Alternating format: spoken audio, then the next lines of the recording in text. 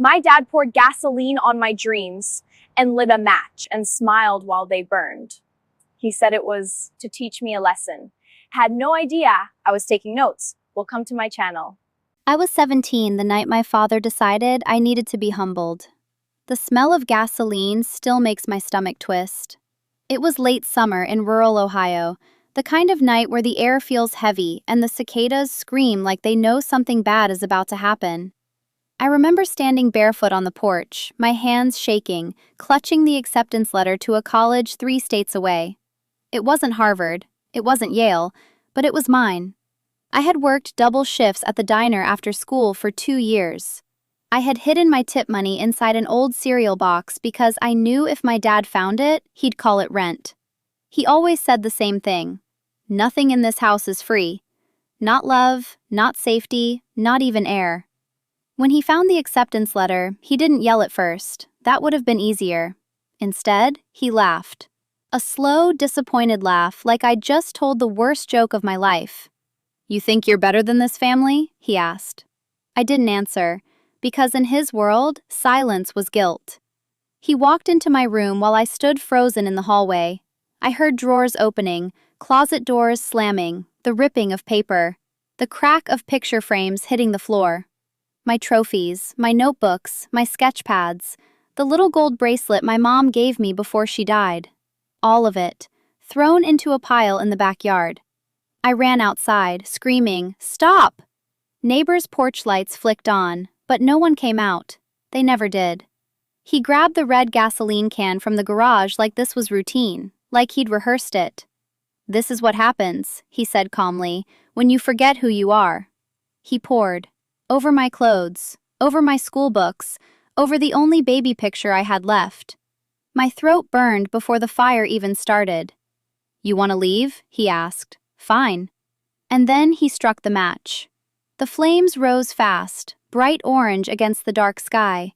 They swallowed everything in seconds. 17 years of trying to be enough, reduced to smoke. I remember the heat on my face. I remember not crying. Not because I wasn't heartbroken, but because something inside me changed. Something quiet, something dangerous. He thought he was breaking me. What he didn't understand was this: he was freeing me. That night, I packed what little he hadn't found. Some clothes from the laundry room, my diner uniform, my hidden cereal box savings. $3,482. Every tip, every sore foot, every insult swallowed. I left before sunrise. No dramatic goodbye, no slam door, just the sound of gravel under my shoes as I walked to the bus stop. He didn't try to stop me. He thought I'd come back. They always think you'll come back. The first year was brutal. I slept on a friend's couch in Columbus, worked mornings at a coffee shop, nights cleaning office buildings. I ate ramen so often I still can't smell it without feeling exhausted. But I never went home. Every time I wanted to quit, I saw flames. I saw my bracelet melting. I heard him say, "You're nothing without this house." So I made sure that would never be true. I majored in business and real estate, not because it was glamorous, but because I wanted to understand ownership, power, contracts, leverage. I wanted to learn the language men like my father used to control everything. By 22, I had graduated debt-free. By 24, I bought my first duplex. I lived in one half, rented the other, fixed leaky pipes myself, painted walls at 2 a.m. after work.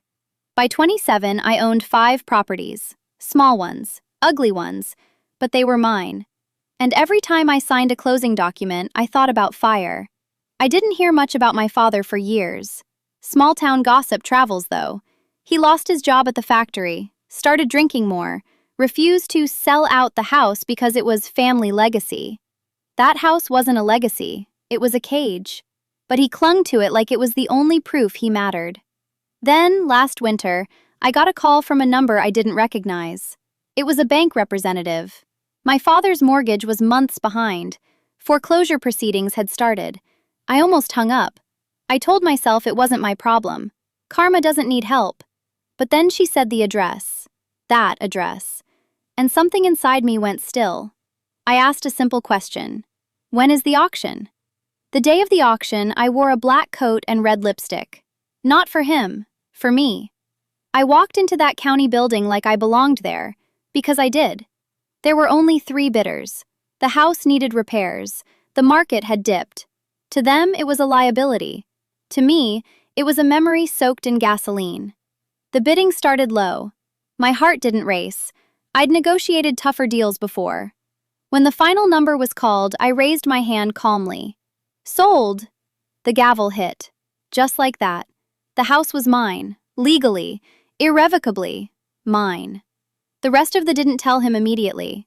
I let the paperwork process, let the title transfer, let reality settle into ink. 2 weeks later, I drove back to the town I swore I'd never see again. The same cracked sidewalks, the same grocery store sign flickering. The house looked smaller, sad almost. The paint was peeling, the porch sagged, but it still stood.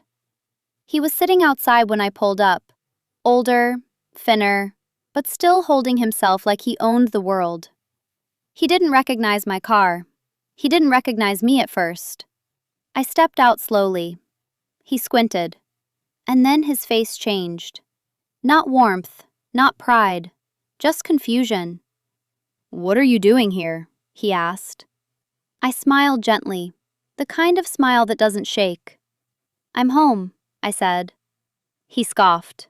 "You don't live here." I let the silence stretch. Then I held up the envelope. Official seal, county stamp. "I do now." The look on his face wasn't anger. It wasn't even shock. It was disbelief, like the universe had made a clerical error. "You're lying," he said. "I bought it at auction," I replied calmly. "You stopped paying."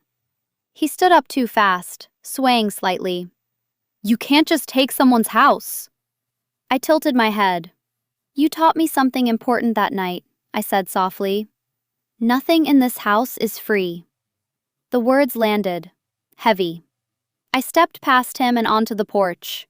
The same porch where I stood barefoot 17 years ago. The same wood that creaked under fear. Only this time, I wasn't afraid. I unlocked the door with my key, and before I stepped inside, I turned to him. "You have 30 days, I said evenly, per the notice." His jaw tightened. "You'd throw your own father out?" I looked him in the eyes. The man who burned my childhood. The man who called it discipline. I learned from the best. And for the first time in my life, he had nothing to say. He thought I came back for revenge. He was wrong. I came back for closure. But revenge? That was just the bonus. For the first week after I bought the house, he pretended nothing had changed. He still sat on the porch every morning with his cheap black coffee, still waved at the same neighbors, still acted like the ground beneath his boots belonged to him. But ownership isn't about habit. It's about paperwork. And the paperwork had my name on it. I didn't move in immediately. Instead, I checked the structure, hired inspectors, walked through every room slowly, deliberately.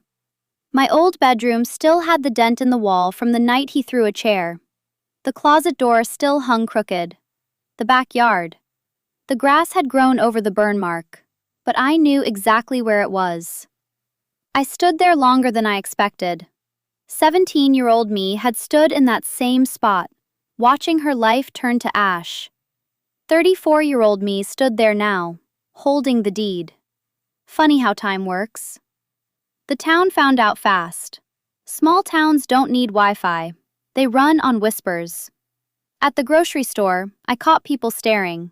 Some looked impressed. Some looked uncomfortable. A few looked guilty.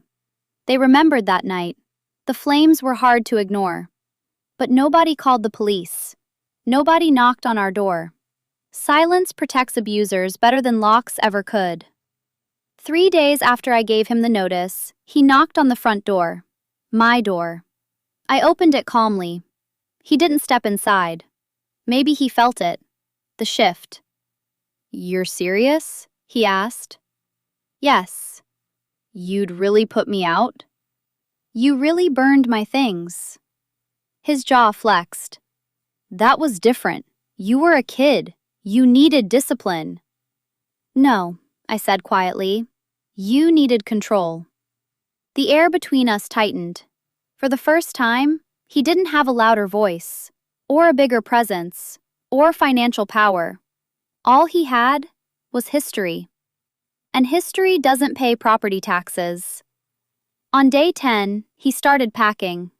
Not quickly, not efficiently, just angrily. Slamming drawers, tossing tools into boxes. I watched from the kitchen window once as he stopped in the backyard.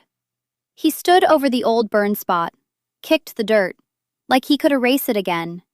But the ground remembers, even when people pretend not to. That night, there was a knock again, harder this time. I opened the door, and he looked smaller. Not physically, just emotionally. "Where am I supposed to go?" he asked. It wasn't shouted. It wasn't sarcastic. It was almost human. I could have told him it wasn't my problem. Could have listed every night I cried myself to sleep in someone else's house. Every double shift. Every scholarship rejection because I couldn't list a parent for references. But I didn't. Instead, I said something he never expected. "I arranged an apartment." He blinked. "What?"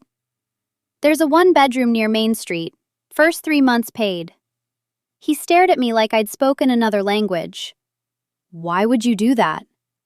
I swallowed slowly. "Because I'm not you." Silence, heavy, thick, unavoidable. "I'm not burning your life down," I continued. "I'm just taking back mine." The last day arrived colder than expected. Clouds hung low over the house. He loaded the final box into the back of an old pickup truck. He didn't ask for help, didn't say thank you, didn't apologize. I didn't expect him to. Some people would rather choke than admit they were wrong. Before he got in the truck, he turned toward me. "You think this makes you better than me?" I met his eyes evenly. "No," I said. "It makes me free." He hesitated, and for just a second, I saw it. Regret. Not for burning my belongings, but for underestimating me. Then he drove away. No dramatic music, no explosion, just tires rolling over gravel, and the quietest ending to the loudest chapter of my life. I walked back inside alone. The house echoed. Empty rooms carry sound differently. I opened all the windows, let fresh air in. The same walls that once held shouting, now held silence. Peaceful silence. I went into the backyard one more time. Kneeling down at the burn spot, I pressed my hand into the dirt. 17-year-old me had lost everything here. But she also made a promise. She would never need him again. And she kept it. Over the next month, I renovated. Not to flip it, not to profit, but to transform it. I painted the walls soft white, replaced the broken closet door, tore up the old carpet, and in the backyard, I built a small garden, right over the burn mark. Lavender, sunflowers, wildflowers, things that grow back stronger after damage. Neighbors started stopping by. Different tone this time. Curiosity replaced gossip. One woman from 2 houses down finally said what no one ever had. "I'm sorry we didn't do anything that night." I looked at her. She looked older too. "We were afraid," she added. I nodded. "I know." Forgiveness doesn't mean forgetting. It means refusing to carry the weight forever. 6 months later, I hosted something in that backyard. Not a party, not a celebration. A scholarship dinner for local girls applying to college. Girls who needed help leaving. I told them my story. Not the dramatic version, not the revenge headline, the truth. "You don't need permission to outgrow pain," I said. "And you don't owe loyalty to someone who sets you on fire." They laughed softly at that, but their eyes shined, because they understood. A year after he moved out, I got a letter, handwritten, from him. Short, awkward, No dramatic apology, just one sentence that mattered. I was wrong. That was it. No excuses, no but, just wrong. I held that letter longer than I expected, not because I needed it, but because healing sounds different than revenge. Revenge is loud. Healing is quiet. Buying the house? That was power. Turning it into something good? That was peace. People still ask me if it was worth it, if buying his house healed the fire. The truth? The house didn't heal me. I did. Every shift I worked, every class I passed, every contract I signed, every boundary I kept. The fire didn't destroy me. It refined me. He tried to teach me a lesson, and he did, just not the one he intended. He taught me how to survive without him, how to build without him, how to win without becoming him. And now, when I sit on that porch with my morning coffee, the air feels lighter. The cicadas still sing in summer, but they don't sound like warnings anymore. They sound like freedom.